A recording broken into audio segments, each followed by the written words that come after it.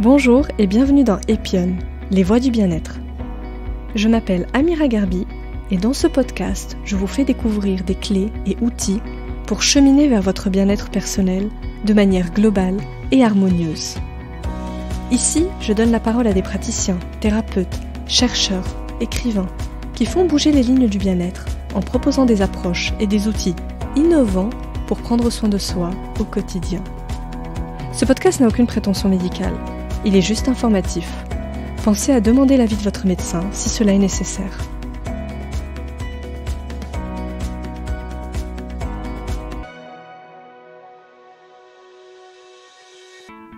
Dans cet épisode, je reçois David Perroux, chef d'entreprise, écrivain, conférencier, mais surtout passionné de sciences noétiques.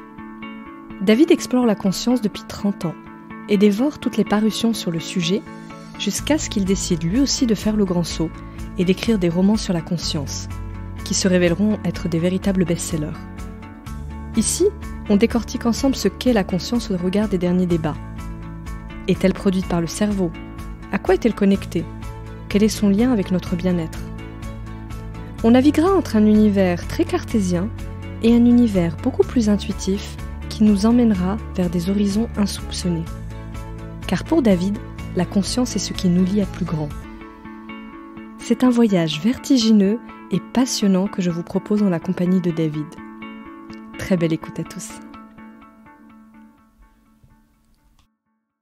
David, je suis très heureuse de te recevoir aujourd'hui dans Epion Podcast pour un sujet qui s'annonce très introspectif puisqu'on va parler de la conscience et pas n'importe laquelle, notre conscience.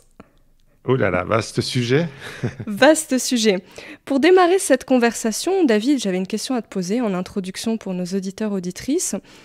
Toi, tu es chef d'entreprise, tu viens du milieu du business, mais tu es également passionné de sciences noétiques, de tous les sujets autour de la conscience, de la cosmologie.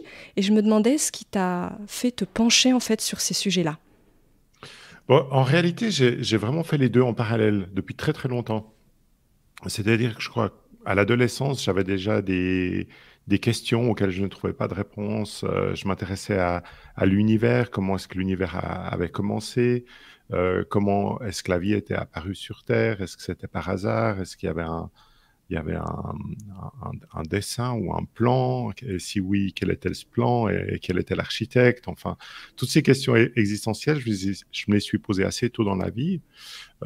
Puis en parallèle, j'ai fait mes études en économie, j'ai obtenu un master en économie et en finance, puis après, petit à petit, je suis devenu d'abord directeur d'une société qui n'était pas la mienne, puis ensuite j'ai créé une société que j'ai dirigée pendant 15 ans avant de la revendre pour devenir écrivain.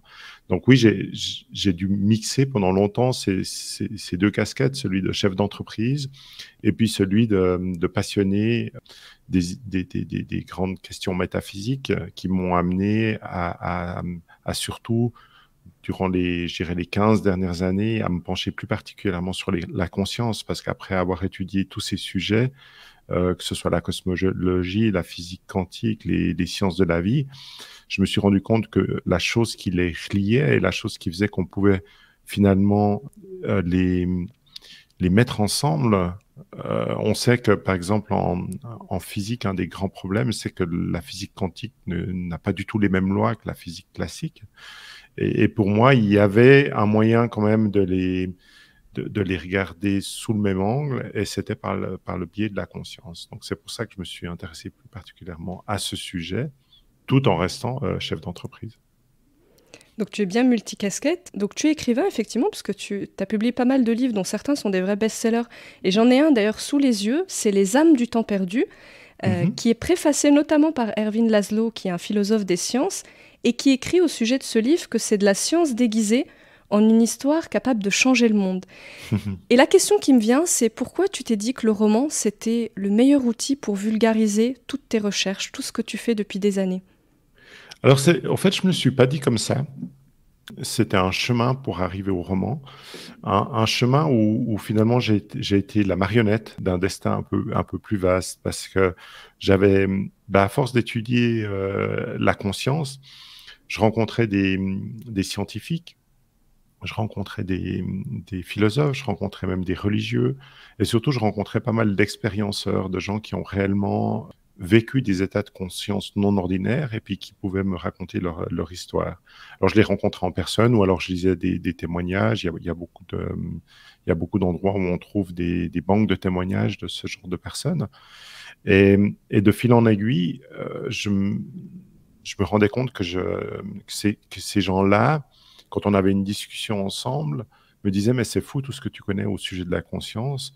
En plus, c'est une connaissance transversale, donc tu devrais écrire à ce sujet-là. Moi, j'ai pris cette indication. D'abord, j'ai un peu ri parce que j'étais pas du tout écrivain. Puis à force de l'entendre, je me suis dit, bon, ben, il faut que j'écrive quelque chose de sérieux. Il faut que je fasse des parallèles entre toutes ces disciplines pour expliquer comment la conscience est un peu partout à la fois. Et ça n'a pas marché. Ce que j'ai écrit, c'était vraiment un énorme résumé de connaissances qui existaient déjà. C'était ennuyant. Donc, je ne l'ai jamais publié. Et j'ai même laissé le projet de côté pendant plusieurs années. Et puis, c'est lors d'une retraite spirituelle d'Eckhart Tolle que j'ai eu l'intuition, vraiment une forte intuition, que je devais reprendre ce projet d'écriture, mais sous forme ludique. Et du coup, c'est l'idée des romans qui m'est venue. Et c'est au fait comme ça que je me suis rendu compte que finalement, en utilisant ce biais-là, j'arrivais à partager mes connaissances tout en amusant les gens, tout en n'ayant pas peur de m'auto-censurer. Parce que le problème de faire un livre scientifique, c'est que la science a quand même des protocoles qui sont très rigides et que la conscience, elle se joue de ces protocoles complètement. Et du coup, vraiment, c'est un vrai challenge d'essayer d'expliquer la conscience avec la rigidité de la science. Donc, quand j'ai pu m'en affranchir en me disant bah, simplement, c'est des romans. Dans mes romanciers, il y a des scientifiques. Donc, les personnages scientifiques ont plus une casquette rigide, ou en tout cas, ils voudront traiter la conscience dans un certain protocole. Puis j'ai d'autres personnages qui, eux, ont fait des expériences ou d'autres choses qui vont partager leur vécu. Et je peux allègrement mélanger ça avec mon imagination, avec les informations que je reçois, les images que je reçois quand j'écris mes romans, pour en faire quelque chose qui sort des cadres que m'aurait imposé un livre plus sérieux. Super, et je crois que c'était une bonne décision in fine, Oui, vu le je pense, succès de ouais. tes livres. Exactement, ouais. Oui, je pense pas que j'aurais pu intéresser les gens avec des livres trop rigides. Alors maintenant, on va entrer dans le vif du sujet de la conscience. Est-ce que tu peux nous réexpliquer, David, comment a évolué notre conception de la conscience et notamment son rapport à la matière avec justement le développement de la physique quantique? Et je pense à l'approche post-matérialiste de la conscience qui se développe de plus en plus. De quoi on se parle? Si tu veux, pendant quand même assez longtemps, quand je dis assez longtemps, je parle quand même de la science moderne, parce qu'avant, il y avait toute l'époque où les religions avaient le devant de la scène.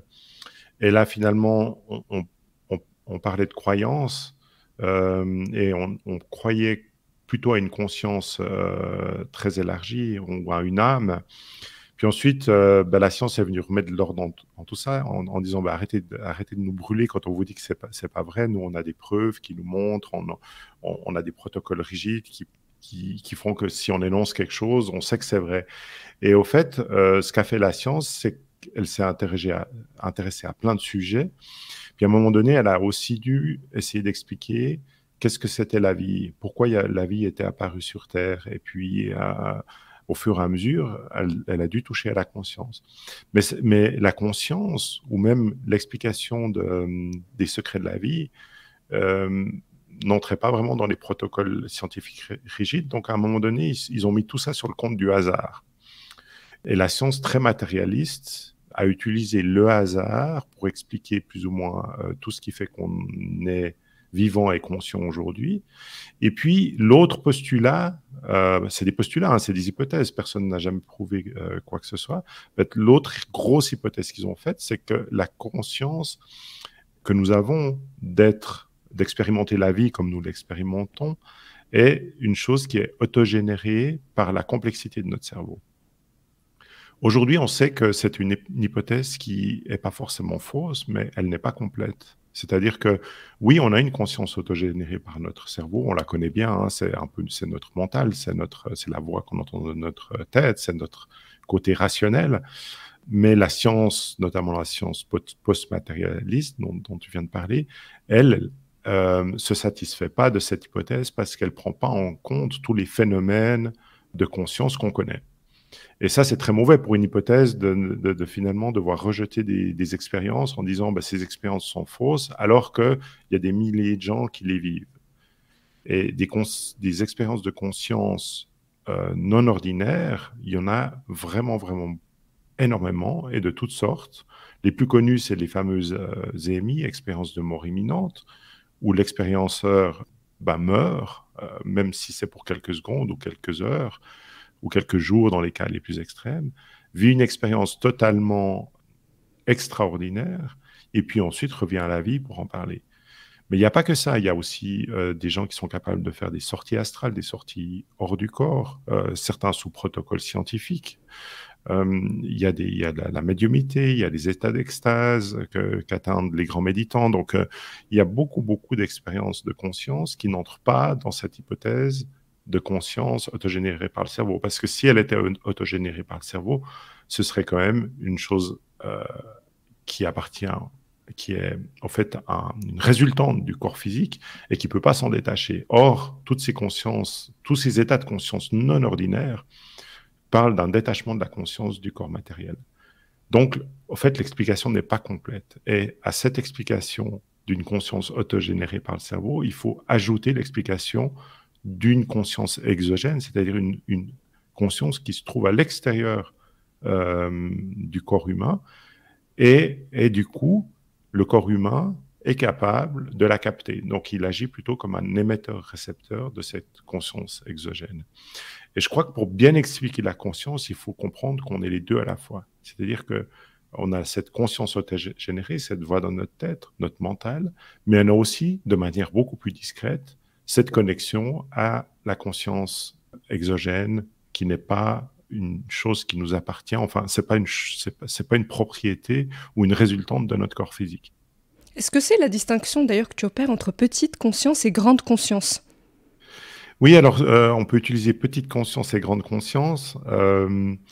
Moi, j'utilise aussi, là je suis en train d'écrire un livre qui traite pas mal de ça, pas que, mais qui traite pas mal de ça, où j'utilise conscience mentale et conscience esprit pour les différencier. C'est un peu difficile avec la conscience parce que c'est une terminologie, on a conscience, on a esprit, on a âme, c'est des terminologies qui peuvent être quand même interchangées des fois. Donc, il faut bien préciser de quoi on parle. Donc, moi, j'aime bien, pour être précis, quand je parle du mental, je parle de la conscience mentale. Puis quand je parle de la conscience plus large, la grande conscience, justement, je parle de conscience-esprit. Donc, la conscience mentale, c'est la pensée, finalement ? Alors, la pensée, c'est un produit de notre conscience mentale. Donc, le fait de créer des pensées, la voix qu'on entend dans notre tête, c'est un produit de la conscience mentale. C'est d'ailleurs le produit qui nous empêche souvent de nous connecter à notre conscience-esprit, parce qu'on en a trop, on en crée trop. On sait que, par exemple, l'anxiété aide à surproduire des pensées, puis on arrive à des extrêmes. Je crois qu'actuellement, le nombre de pensées moyennes chez l'être humain est à peu près de 30 000 par jour, donc on arrive vraiment à des extrêmes qui font qu'on est accaparé par notre conscience mentale. C'est très clair. Donc effectivement, du coup, si je résume un peu ce que tu nous dis, c'est qu'on n'est pas qu'une conscience mentale, on a aussi une conscience qui préexiste à notre corps, mais notre corps, c'est finalement le levier par lequel on la reçoit. Et du coup, si on parle de sa composition, la conscience, c'est quoi ? Parce que tu dis, effectivement, de plus en plus, on se dit que c'est pas produit par le cerveau, donc ça serait pas une onde, c'est quoi ? C'est une énergie ? Si on pouvait un peu toucher du doigt sa nature. Alors, il y a personne qui a réussi à en définir la nature, parce que c'est justement quelque chose qui n'a pas été mesuré. On n'a pas les outils actuels pour la mesurer. S'il fallait faire une hypothèse, l'hypothèse la plus probable, c'est que ce soit quand même de l'énergie ou une onde sous forme quantique. Mais encore, ça reste une hypothèse. Mais il y a beaucoup de chercheurs qui vont dans ce sens-là, en ayant trouvé déjà dans notre corps quels sont les endroits où on pourrait recevoir et émettre, et aussi évidemment interpréter de l'information d'ordre quantique. D'abord, on pensait que c'était impossible parce que notre corps n'agit pas au niveau quantique. Notre corps est vraiment typiquement régi par les lois de la physique classique. Mais finalement, quand on va chercher vraiment à l'intérieur des neurones, des synapses, etc., on se rend compte qu'on peut descendre au niveau quantique et qu'il y a justement des éléments de notre corps entre les synapses qui opèrent dans cet ordre-là et qui sont justement là où on a toutes nos connexions nerveuses qui nous permettraient justement d'acheminer cette information, de la transformer et puis de l'acheminer ensuite vers les autres parties de notre corps dans le cerveau. En introduction, tu as cité quelques exemples, enfin, ce qui pourrait être des preuves en fait, de cette conscience un peu exogène. Tu parlais des expériences de mort imminente, des sorties de corps, enfin voilà, tu as cité un certain nombre d'exemples. Les expériences de mort imminente, typiquement, il y en a quand même des millions. Je crois qu'en 2015, on était à presque 30 millions. Donc ça en fait quand même une population qu'on arrive statistiquement de mieux en mieux à analyser, à approfondir. D'ailleurs, il y a plein d'études sur le sujet. Moi, j'avais lu récemment justement celle du cardiologue Van Lomen, que tu connais sûrement, qui a étudié, je crois, 400 personnes. Qu'est-ce qui fait qu'on doute encore de la nature de cette conscience alors qu'on arrive de mieux en mieux à l'observer, en tout cas à observer les conséquences et les expériences? Comme partout hein, en science, il y a des mouvements, il y a des gens qui sont d'accord sur certaines choses, d'autres pas. Et puis, je crois que pendant longtemps, on n'a pas validé ces expériences de mort imminente. Donc, le médecin qui entendait ça, il disait, ouais, bon, voilà, le patient me dit n'importe quoi, ou il a halluciné. Maintenant, avec le nombre qu'il y a, je crois qu'il n'y a personne qui peut se prétendre scientifique et dire qu'elle n'existe pas. Donc, on a validé, je crois qu'il y a un consensus au niveau scientifique, comme quoi les expériences de mort imminente étaient une réalité.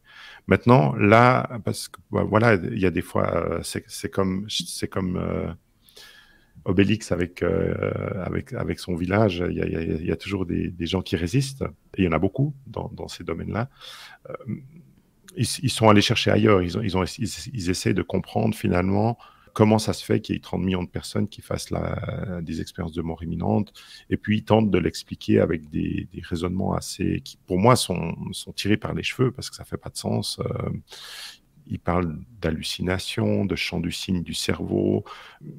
Pourtant, les gens font la même hallucination. Pourtant, on a quand même des cas, notamment le cas d'Alex Eben, qui était un neurochirurgien qui a fait une EMI qui a duré plusieurs jours, où scan de son cerveau à la pluie, on peut voir qu'il n'y avait aucune activité, vraiment il n'y avait pas d'énergie, alors que pour faire une hallucination, il faut quand même de l'énergie. Mais bref, il y a toujours... et moi, j'aime bien lire les avis, les livres, il y a même des gens qui écrivent des livres là-dessus, de ces contradicteurs, pour voir s'il y a vraiment une substance, quelque chose qu'on aurait oublié. Pour l'instant, je n'ai pas trouvé. C'est-à-dire que les arguments qu'ils avancent me semblent vraiment, vraiment, vraiment tirés par les cheveux. Et puis, en science, il y a un principe qui s'appelle le rasoir d'Occam, qui dit que à défaut d'une preuve définitive, parce que ça c'est vrai, on n'a pas de preuve définitive de l'état exogène de la conscience, on n'a pas de preuve définitive qu'elle n'existe pas. Donc ceux qui émettent l'hypothèse que la conscience ne provient que du cerveau le font sans preuve. Mais par contre, on a un faisceau d'indices qui est quand même ce que j'expliquais avant, toutes ces expériences de conscience modifiée, qui démontrent quand même que l'hypothèse d'une conscience exogène est beaucoup, beaucoup, beaucoup plus probable que le contraire. Et dès lors, justement, la science a un mot pour ça, ce fameux rasoir d'Occam, qui dit que quand on a deux hypothèses, celle qui explique le mieux tous les phénomènes observables de manière rationnelle doit être préférée. Je trouve que même avec une approche scientifique rigoureuse, en appliquant ces principes-là, je pense qu'au jour d'aujourd'hui, faire l'hypothèse que la conscience est duelle, comme je l'expliquais avant, c'est l'hypothèse la plus réaliste compte tenu de tous les éléments observables. Alors, on va peut-être découvrir quelque chose de nouveau à un moment donné, qui est pour affiner encore ce genre d'informations. Mais aujourd'hui, et moi je fais vraiment une veille de tout ce qui se passe sur le sujet de la conscience, aujourd'hui je ne vois pas, j'entends des neuroscientifiques qui ont des explications, qui pensent que il se pourrait qu'il y ait un truc dans le cerveau mais moi il n'y a rien qui m'a jamais convaincu. Ça me semble plutôt une explication pour rester suspendu à une corde qui me semble bien fragile. Donc c'est ça en fait, tant qu'on n'a pas démontré que c'était faux, en fait c'est pas faux, donc ça reste une possibilité finalement. Dès le moment où on trouve une preuve absolument irréfutable de l'une ou l'autre de ces hypothèses, alors moi, comme je l'ai dit, comme il y en a une qui est quand même nettement plus probable que l'autre, j'imagine que ce sera une preuve qui prouvera de manière irréfutable que la conscience est exogène. À ce moment-là, on n'aura plus deux courants, c'est plus possible. C'est comme les gens qui affirmaient que la Terre était plate. À un moment donné, quand on a eu la preuve irréfutable qu'elle était ronde, je ne pense pas qu'il y ait beaucoup de scientifiques dignes de ce nom qui affirment encore le contraire. Alors, il y a toute une catégorie du Luberlu qui font des clubs et qui affirment que la Terre est ronde. Bon, c'est peut-être une distraction pour eux. Qu'elle est plate, du coup. Pardon, qu'elle est plate, ouais. Excusez-moi, parce que qu'elle est ronde, c'est plutôt la majorité. Ouais, c'est ça. Mais c'est vrai qu'il y a des sites web où ils s'auto-convainquent que la Terre est plate. Bon, voilà, il y a toujours des gens pour... je pense que quoi qu'on dise, il y a toujours des gens pour affirmer le contraire. Mais au niveau scientifique, j'imagine que le jour où il y a une preuve qui n'est plus du tout... dont on ne trouve plus rien, hein, parce qu'actuellement, la preuve, ce serait un peu comme... on a la porte devant nous, mais il y a encore 2-3 trous dans la porte, et puis il y en a qui aiment regarder dans le trou de la porte. Mais le jour où il n'y a plus aucun trou et qu'on ne voit plus que la porte, il faudra bien qu'on admette qu'elle est là. Est-ce que tu penses que la conscience, c'est le propre de l'homme? Parce que si on prend ce paradigme du conscience exogène, finalement, ça pourrait marcher avec les animaux, les plantes, enfin tout ce qui est un véhicule, enfin un corps vivant, pourrait véhiculer une sorte de conscience, finalement. Alors moi, je suis persuadé que ce n'est pas le propre de l'homme. Je suis persuadé que la conscience est le propre du vivant. Et du vivant au sens large. Je pense que même le minéral fait partie du vivant. Après, j'imagine que selon quel type de vivant on est, on a des facultés plus ou moins importantes à se connecter à cette conscience ou à l'interpréter, je ne sais pas. Peut-être que la conscience nous traverse tous et puis selon la capacité de réception et d'interprétation qu'on a, ça fait qu'on a l'air plus évolué ou pas. Après, l'homme a toujours tendance aussi à penser qu'il est plus évolué parce qu'il se voit de son point de vue à lui, hein, mais on ne sait pas à quel point, je sais pas, un cétacé, une baleine, quel genre d'intelligence elle peut avoir. On voit des comportements qui sont extrêmement sages et intelligents. Alors voilà, mais toujours est-il qu'une chose dont je suis assez sûr, c'est que je ne pense pas que la conscience soit réservée à l'humain. Donc il faut sortir de l'ego, en fait, dans la manière dont on regarde aussi le vivant. Oui, tout à fait, ouais. Et est-ce que tu penses que la conscience est consciente d'elle-même? Et c'est pas une question piège? Quel est ton point de vue sur la question? C'est une très bonne question. Je pense que la conscience est intelligente parce que on le voit, elle est structurée. Elle est par exemple, toi, tu reçois les messages de la conscience qui te concernent. Je reçois les miens. Il y en a qui concernent toute l'humanité. Enfin, donc il y a une véritable structure. Il y a une vraie intelligence dans la conscience. Et du coup, je pense que toute chose intelligente est conscience d'elle-même. Donc, je pense que la conscience est consciente d'elle-même. Mais après, on arrive dans des considérations tellement vastes et tellement larges, parce que je pense aussi que la conscience est présente dans tout l'univers. Donc, savoir quel niveau de conscience est consciente de quel niveau, je ne sais pas, ça devient... En réalité, quand on étudie la conscience depuis autant de temps que moi, on se retrouve avec beaucoup plus de questions que de réponses. Mais je crois que c'est le propre de beaucoup de choses, quand on va vraiment au fond des choses et qu'on essaie vraiment de les comprendre. En fait, c'est un peu l'effet de l'analogie d'un gamin qui grandit, je sais pas, un petit Népalais qui grandit devant une chaîne de montagnes et il est dans son village et puis il se dit, le jour où j'arriverai en haut de ce sommet, peut-être que je verrai le monde entier.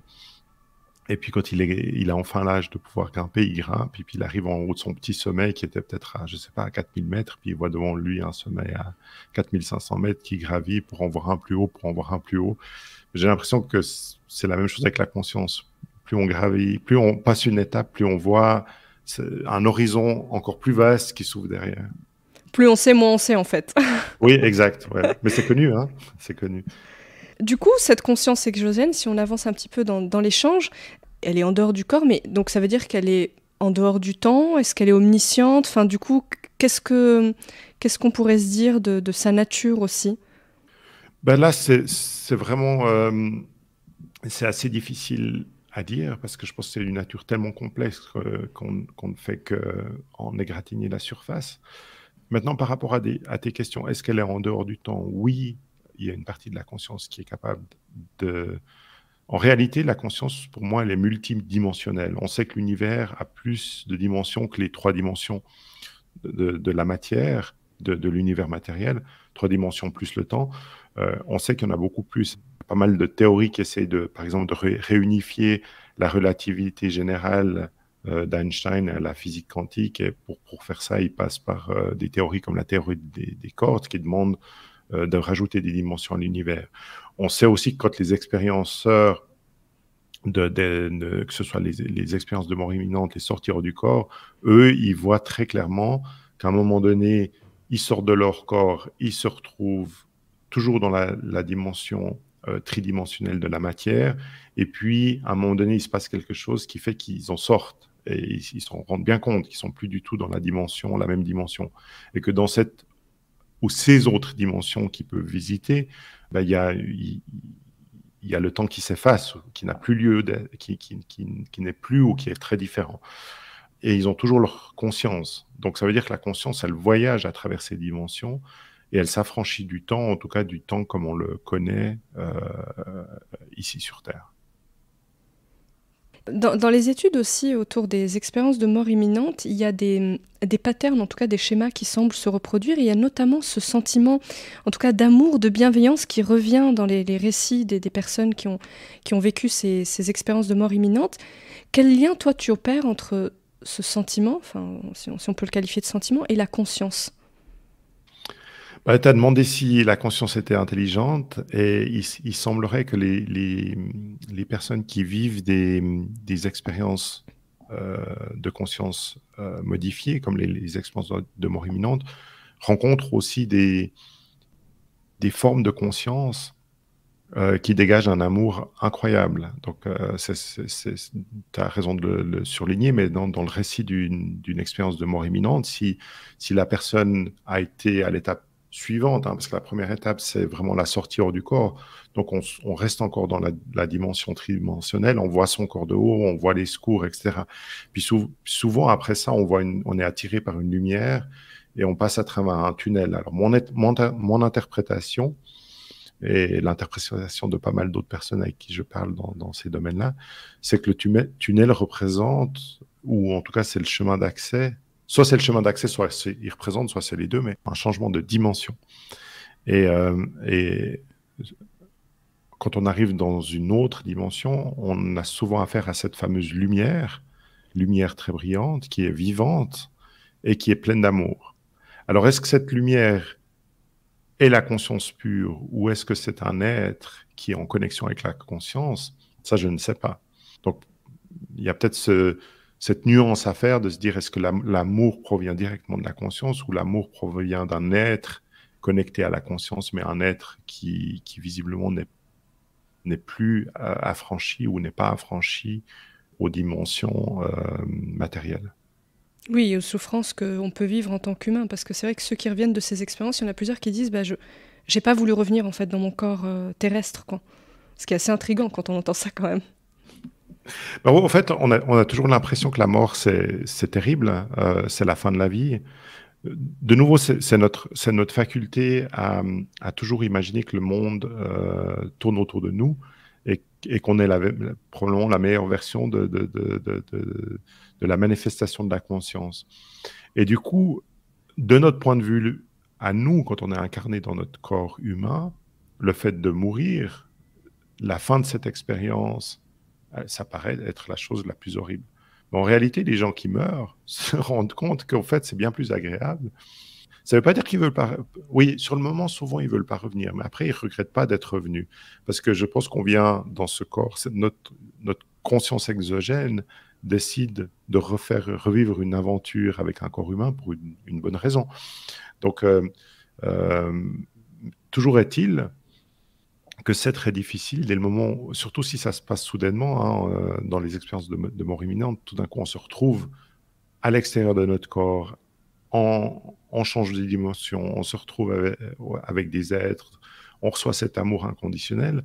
Le fait de retourner à la condition humaine est très difficile. Donc ça semble quand même dire que ce qui vient après, il y a de quoi s'en réjouir. C'est pas forcément le trou noir comme on l'appréhende souvent aujourd'hui. Oui, c'est ça. La mort, c'est peut-être le début de la conscience, finalement. Et là, on ouvre des portes, un champ des possibles assez large.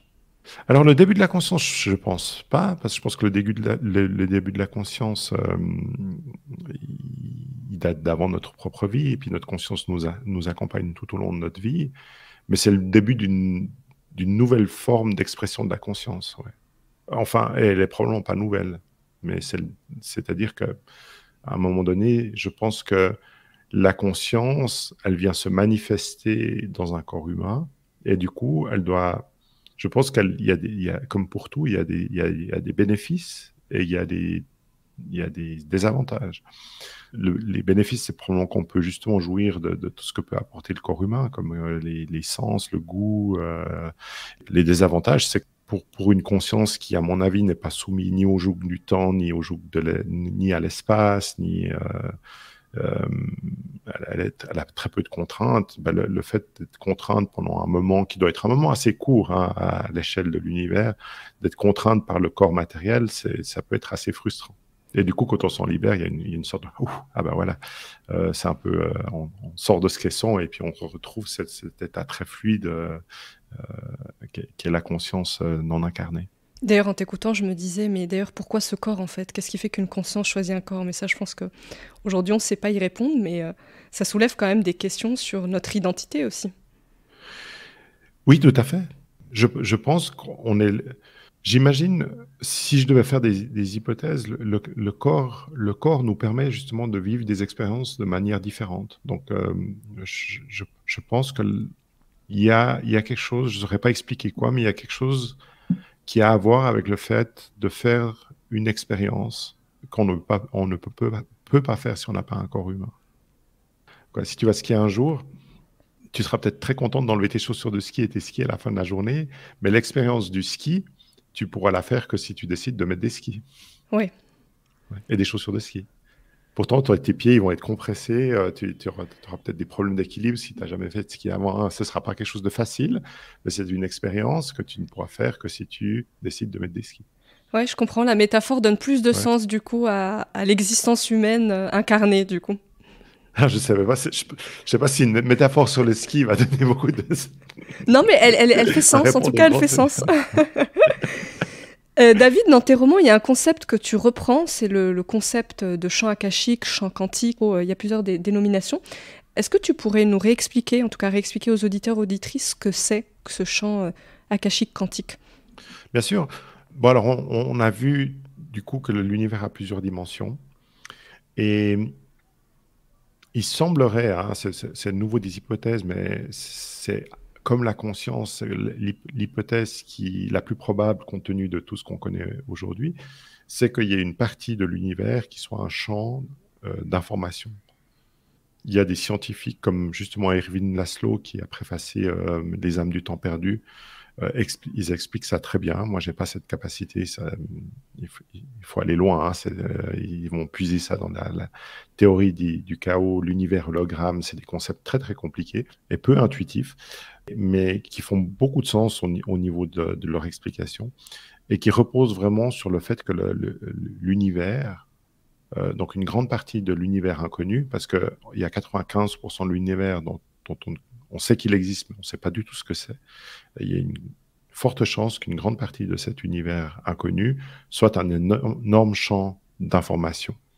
Un peu à l'image d'Internet sur Terre, en fait. Nous, les humains, on a réussi à créer un champ d'information où toute l'information de l'humanité est partagée ou est en passe d'être partagée. Il y a encore des choses qui sont à l'extérieur de cela, mais de plus en plus, on met plus ou moins tout ce qu'on a sur Internet. Donc, on partage cette information avec des droits d'accès, avec tout le monde n'a pas le droit à tout, etc. Mais je pense que de nouveau, avec notre façon assez égocentrique de se voir, on pense qu'on a inventé un truc absolument unique. Et je crois que c'est pas vrai. Et c'est très probable qu'une partie de l'univers soit déjà organisée comme ça, qu'il y ait ce fameux champ d'information. Et ce champ d'information est quelque chose qui est accessible pour nous. Donc, quand on a des intuitions, quand on a des idées géniales, quand on a des prémonitions, etc., c'est très probable que ce soit par le biais de notre conscience exogène, qui, elle, est, à mon avis, pas limitée par la dimension matérielle de l'univers. Donc, elle a accès permanent à ce champ d'information et elle peut nous aider à aller récolter de l'information qui peut nous être utile dans ce fameux champ d'information universelle qu'on pourrait appeler le web de l'univers. Oui, le cloud de l'univers, en fait. Avec Ou le cloud de l'univers, tout à fait. Ouais. Donc, c'est vraiment la mémoire de l'univers, la mémoire de tout ce qui existe serait dans ce fameux champ quantique et on y accéderait, on arriverait à se connecter à cette source d'information à certains moments et dans certaines conditions, du coup. Alors moi, je pense qu'on est connecté en permanence. Autrement, on ne pourrait pas vivre. Je pense qu'en permanence, on a besoin d'avoir de l'information de ce fameux champ d'information.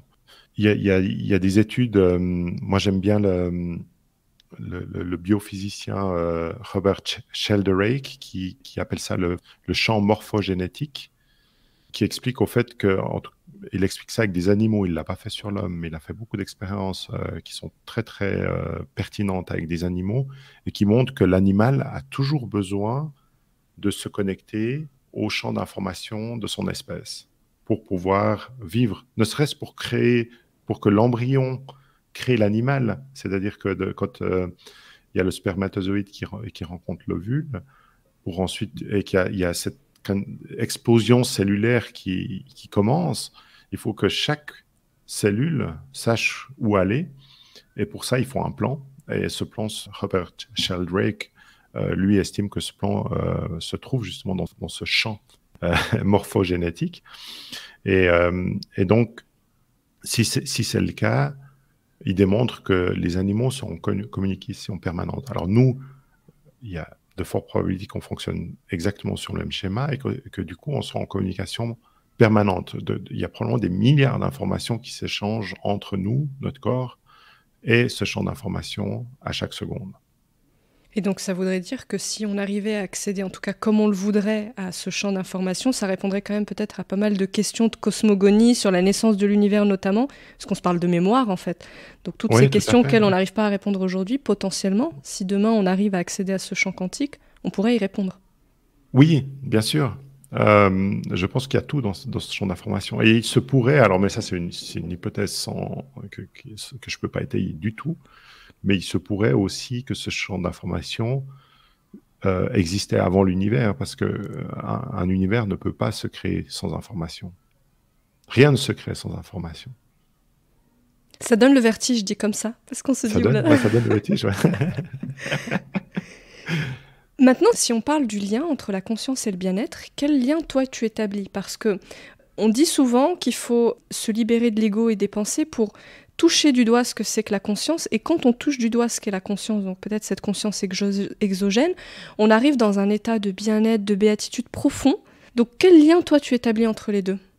Alors moi, le lien que j'établis, ça va être le thème de mon prochain livre qui sort en janvier. Tu es venu écouter la conférence à Paris.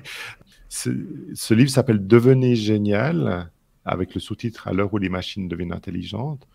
Et c'est un livre où j'explique que finalement, on commence tous maintenant à avoir peur de l'intelligence artificielle parce que justement, l'intelligence artificielle est sur la voie, le chemin est encore long, mais elle est sur la voie de commencer à comprendre comment fonctionne notre cerveau et du coup de réussir à répliquer notre conscience mentale.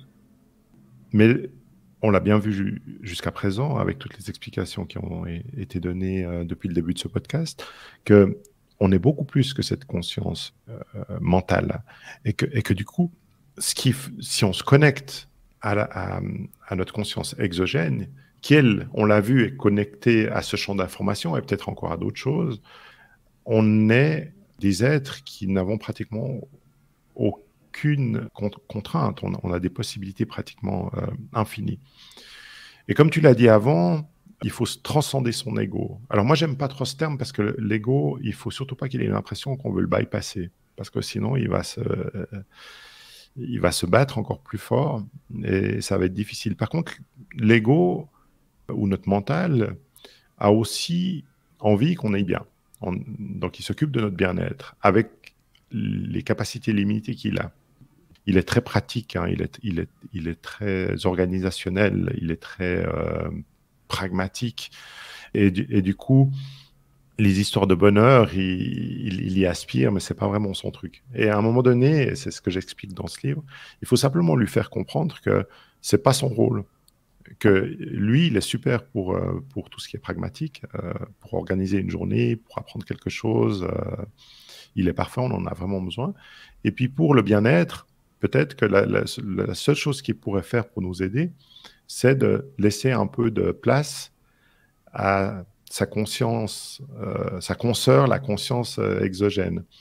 Parce que c'est un peu le problème du mental, c'est qu'il a tendance, avec ses 30 000 pensées par jour, à prendre toute la place.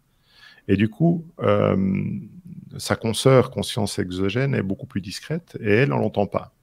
Et on a appris à vivre comme ça. On a appris à vivre avec cette voix dans notre tête et on réfléchit sans arrêt.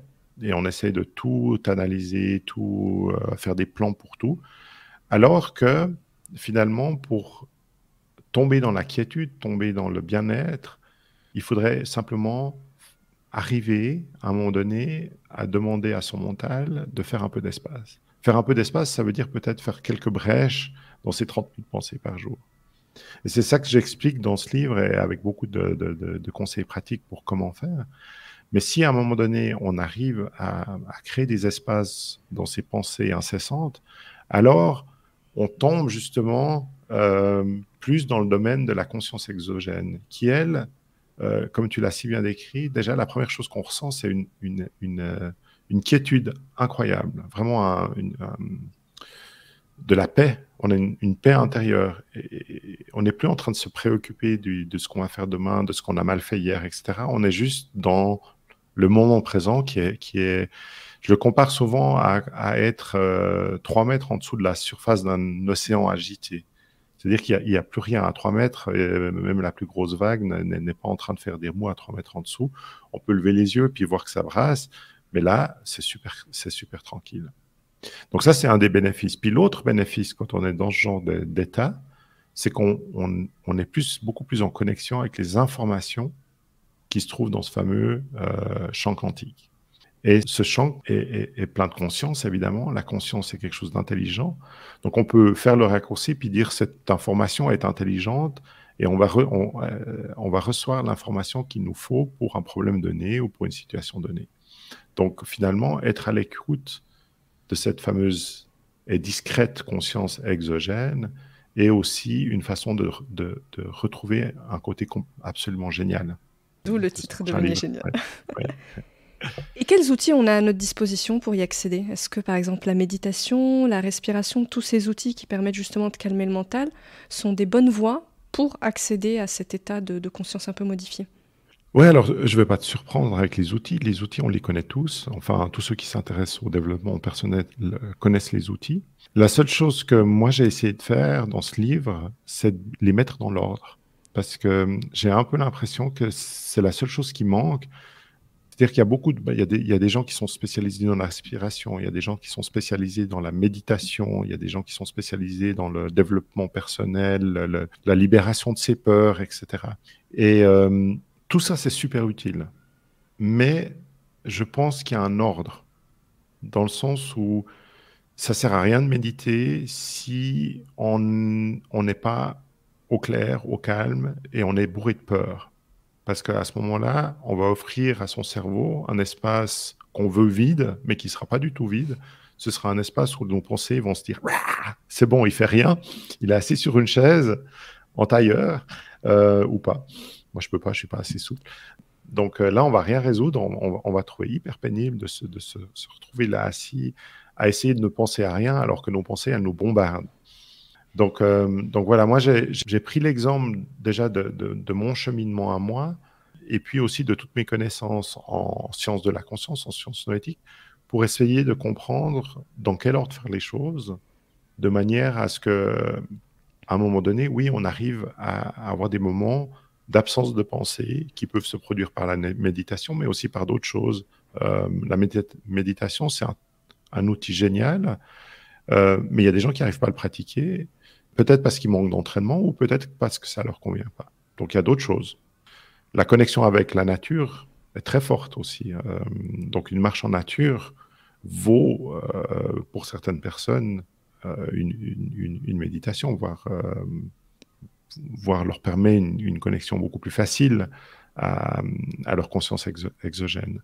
Donc voilà, l'idée, c'est finalement de se créer un chemin. Les outils, on les a. Pas d'outils à réinventer, à mon avis. Mais c'est plus finalement par quoi on commence, par quoi on continue et par quoi on finit. Ça, c'est une chose. Puis après, il y a un deuxième volet tout aussi important. C'est une fois qu'on arrive à accéder et à être plus intuitif, parce que c'est ce qui se passe. Plus on accède à ce champ d'information, plus on va devenir intuitif. C'est ensuite d'être capable de différencier ses intuitions de ses pensées, qui est un autre chapitre assez complexe. Donc il faut varier les outils et voir finalement ce qui nous parle et fonctionne le mieux. On n'a pas tous les mêmes fonctionnements et un outil peut marcher avec l'un mais pas avec l'autre. Il y a ça, et puis après, je pense quand même qu'il ne faut pas prendre les outils dans n'importe quel ordre. Moi j'ai un modèle que j'ai créé vraiment sur mon expérience et sur toutes ces... J'ai bientôt maintenant 30 années d'études sur la conscience, et je me suis rendu compte, par exemple, que ça servait à rien d'essayer de diminuer les pensées si on avait un cadre de pensée qui était rigide. J'aime bien comparer ça, je le fais en conférence, à un enclos à moutons. Donc, sachant qu'on en a à peu près 30 000 par jour, peut-être que la première chose à faire avant d'essayer de se libérer de certains de ces moutons, c'est d'agrandir l'enclos. Parce qu'avec 30 000, même si on en enlève 15 000, on en enlève la moitié, mais que l'enclos est toujours très petit, ça ne changera pratiquement rien. Ce sera toujours une pensée après l'autre, avec aucun espace entre les deux. Donc, moi, je préconise d'abord de faire un travail sur ses croyances, sur ses pensées et ses croyances. Puis ensuite, de commencer, de regarder déjà si on est en état réceptif. Donc, je parle du nerf vague, de comment arriver en état parasympathique. Je pense que ça ne sert à rien de méditer ou d'essayer de faire une marche en nature, ou même de pratiquer d'autres exercices de pleine conscience ou de présence, si on est toute la journée en mode sympathique. C'est impossible, c'est-à-dire qu'on est dans un mode où notre moulin à penser est suractivé. Donc, il faut d'abord faire le switch off avant d'essayer de faire de l'espace dans ses pensées. Donc, c'est juste de se dire finalement, il y a beaucoup d'outils, mais utilisons-les les uns après les autres. Commençons pas... si on reprend l'analogie du ski, tu auras compris que j'aime bien le ski. J'étais, quand j'étais jeune, aux études, prof de ski pour me faire un peu d'argent. Logiquement, on commençait toujours par une piste bleue ouverte. Et puis, on allait dans une piste noire quelques semaines après ou quelques mois après. Donc, je pense qu'avec les outils de pleine conscience, c'est la même chose. Et c'est probablement une des choses où on a besoin d'un peu d'éclaircissement actuellement. C'est dans tous les outils qu'il existe, comment les utiliser et dans quel ordre. Très clair, David. Pour finir cette conversation et ouvrir justement un peu la conversation, je voudrais qu'on parle de l'intelligence artificielle et de son lien avec la conscience. L'intelligence artificielle qui est, on va dire, assez décriée en ce moment. Il y a des discours notamment très alarmistes autour de ce sujet. Et hier, justement, je lisais une citation de Mo Gauda, qui est l'ancien Chief Business Officer de Google X, qui disait quand même quelque chose d'assez fort. Il dit le péril est tel que si vous n'êtes pas encore parent, il faut arrêter de faire des enfants. Donc c'est quand même un cri, on va dire un cri du cœur assez fort. Toi, j'ai l'impression que ton discours est plus nuancé. Et dans tes livres, et notamment Le chaman du Pacifique, si j'ai bien compris, ce que tu expliques, c'est que potentiellement, c'est la conscience qui nous sauverait de l'IA. Est-ce que tu pourrais un petit peu développer cette idée ? Oui, c'est marrant que tu cites Mo Gauda. Je le cite aussi en entrée de mes conférences parce qu'il a également prédit que d'ici 20 ans, les IA seraient 1 milliard de fois plus intelligentes que nous. Moi, je pense que la plupart des gens qui sont en lien avec l'intelligence artificielle, Mo Gauda, c'est assez spécial parce qu'il est aussi très branché sur la conscience. Donc, j'ai eu des discussions avec lui, des discussions très intéressantes. Donc, pour moi, il est très bien renseigné. Donc, quand il dit quelque chose, moi, en tout cas, j'essaie de comprendre son raisonnement et je trouve que ses prédictions ont du poids. Mais j'ai quand même une vision un petit peu différente que lui parce que moi, j'ai cette idée de conscience exogène dont on a amplement parlé jusque-là. Et pour moi, cette conscience exogène, c'est pas quelque chose que les machines vont répliquer, tout simplement parce que déjà, ceux qui programment les machines ne les programment pas avec la probabilité ou l'hypothèse qu'elles devront avoir une conscience exogène. Donc, leur préoccupation, c'est plus avec le deep learning.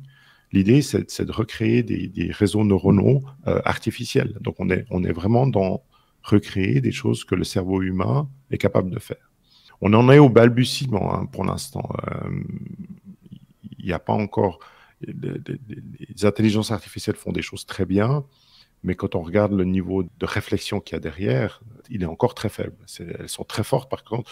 Ce que je dis dans le chaman du Pacifique, c'est qu'une chose qui va vraiment être à l'avantage des intelligences artificielles, c'est le temps.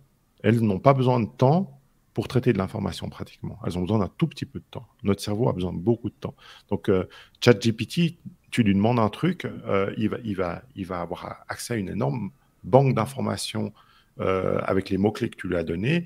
Il va tout lire, il va te faire un assemblage, etc. Et ça va être fait en moins d'1 minute. Toi, si tu devais faire le même boulot que ChatGPT fait, tu en aurais pour 1 mois. Donc, ou 1 semaine, ça dépend si tu t'y mets à plein temps ou pas. Mais... Donc, elles ont un gros avantage au niveau du temps, mais pas tellement au niveau de la réflexion. Mais ça pourrait changer parce qu'on voit que plus elles avancent, plus elles ont tendance à répliquer la façon dont nous, on fonctionne en tant qu'être humain avec nos connexions neuronales. Mais toujours est-il qu'elles vont développer... Alors, admettons, suivons l'hypothèse qu'elles vont développer cette intelligence neuronale, donc cette conscience mentale jusqu'à l'extrême, elles auront une faculté nettement supérieure à la nôtre à ce niveau-là. Mais elles seront toujours sans capacité d'avoir une conscience exogène. Et pour moi, c'est là où l'être humain doit se différencier. Parce que l'être humain, avec sa conscience exogène, il peut être intuitif, il peut être créatif, il peut réellement innover. On me dit des fois, oui, mais la machine innove, par exemple, Midjourney, qui fait de la création graphique, a gagné un concours d'art visuel. Oui, mais qu'est-ce qu'elle a fait ? Elle a assemblé des choses qui existaient déjà. Elle a certainement étudié quels étaient les tableaux de maître qui plaisaient aux humains, et puis elle en a fait un assemblage. Donc cette intelligence-là, l'intelligence d'assembler des choses qui existent déjà, elle existe déjà, elle est déjà plus puissante que la nôtre. Donc il y a une sorte de créativité intellectuelle que les machines ont. Mais la vraie créativité, celle qui fait qu'on invente quelque chose qui n'a jamais existé auparavant sur Terre, ou la vraie intuition qui nous avertit d'un problème futur, ou le gut feeling qui va nous dire cette personne est faite pour nous ou pas, ça, la machine n'aura jamais. Et je pense que le fait d'en avoir peur ou de se dire faisons pas d'enfants actuellement parce que c'est trop dangereux avec les machines, c'est que si on considère que notre évolution doit se faire qu'avec le mental. Et moi, je pense, alors c'est là où moi j'ai un côté beaucoup plus positif parce que je vois les machines comme une opportunité. Je pense qu'on fait fausse route. Pourquoi on aurait une conscience exogène si elle ne servait à rien?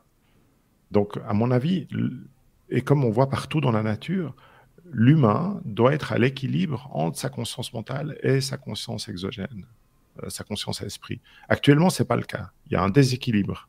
Notre société est déséquilibrée envers le mental. Et pour moi, l'intelligence artificielle, elle va nous donner une opportunité de revenir à la tête d'équilibre parce qu'elle va nous concurrencer. En fait, elle va nous battre à plat de couture. Ce n'est même pas de la concurrence, ce sera de la concurrence déloyale. Elle va nous battre à plat de couture sur le côté mental. Par contre, elle sera incapable de faire quoi que ce soit sur le côté esprit. À nous de ramener le curseur vers le milieu, où on va être capable justement d'être plus connecté à notre conscience esprit. Et puis ensuite, on pourra utiliser notre côté mental, comme je le fais quand j'écris des romans, pour réorganiser cette information, la rendre logique, la rendre pragmatique, utilisable. Et tant qu'on sera capable de faire ça, on n'aura aucun souci. Donc c'est finalement peut-être plus une opportunité de développer son esprit et de reléguer un peu ces tâches mentales et chronophages à l'IA et nous de nous élever quelque part, d'élever notre conscience en fait. Exactement. Moi je pense que c'est vraiment l'opportunité qu'on a actuellement. Voilà, pour moi c'est une des plus belles opportunités du millénaire de finalement faire en sorte que toute l'humanité va avoir intérêt à se rééquilibrer et à être plus en lien avec sa conscience esprit. Je pense que ça fait un très bon mot de la fin, David. Merci beaucoup pour cette conversation très riche et qui donne beaucoup de matière à penser, je trouve, autour de la conscience. Je suis ravi d'avoir pu la partager avec toi. Très bonne journée à toi. Merci, bonne journée, salut. Si vous avez aimé cette conversation, je vous invite à noter le podcast 5 étoiles sur Apple Podcasts ou sur votre plateforme d'écoute préférée. Et à vous abonner pour rester informé des prochains épisodes. Vous pouvez également suivre notre actualité sur le compte Instagram Epion Podcast. Je vous dis à très vite pour de nouveaux échanges inspirants.